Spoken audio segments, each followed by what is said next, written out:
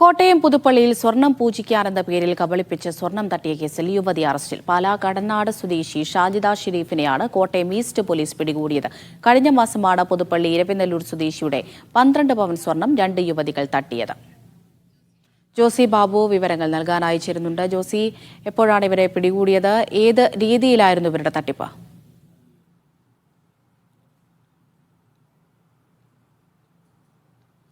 അമൃത, കേട്ടാൽ വിശ്വസിക്കാൻ പറ്റാത്ത തരത്തിലുള്ള ഒരു സംഭവമായിരുന്നു ഇരവിനല്ലൂരിൽ നടന്നത്. കഴിഞ്ഞ മാസമാണ് 2 യുവതികൾ വീട്ടിൽ സാധനങ്ങൾ വിൽക്കാനെത്തി വീട്ടമ്മയോട് ഇവിടെ ദോഷമുണ്ട്, സ്വർണം വെച്ച് പൂജിച്ചാൽ അല്ലെങ്കിൽ പ്രാർത്ഥന നടത്തിയാൽ ആ ദോഷം മാറുമെന്ന് പറയുകയും ഈ വീട്ടമ്മ 12 പവനോളം സ്വർണം ഈ യുവതികൾക്ക് നൽകുകയും ചെയ്തു.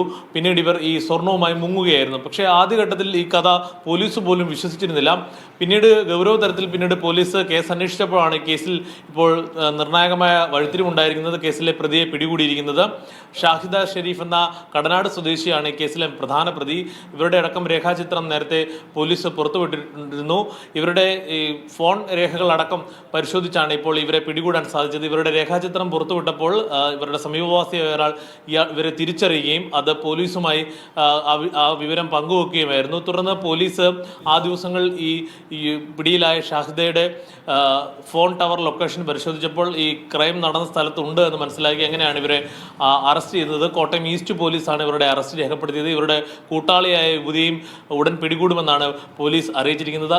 ആ പ്രതിയും തിരിച്ചറിഞ്ഞിട്ടുണ്ട്. എന്തായാലും വീടുകൾ കേന്ദ്രീകരിച്ച് നടത്തി ഇത്തരത്തിലുള്ള തട്ടിപ്പ് ഇവർ മറ്റിടങ്ങളിലും നടത്തിയിട്ടുണ്ടാകുമെന്നുള്ളൊരു സൂചനയും പോലീസിന് ലഭിച്ചിട്ടുണ്ട്. അമൃത. ശരി, ജോസി ബാബുവാണ് വിവരങ്ങൾ നൽകിയത്.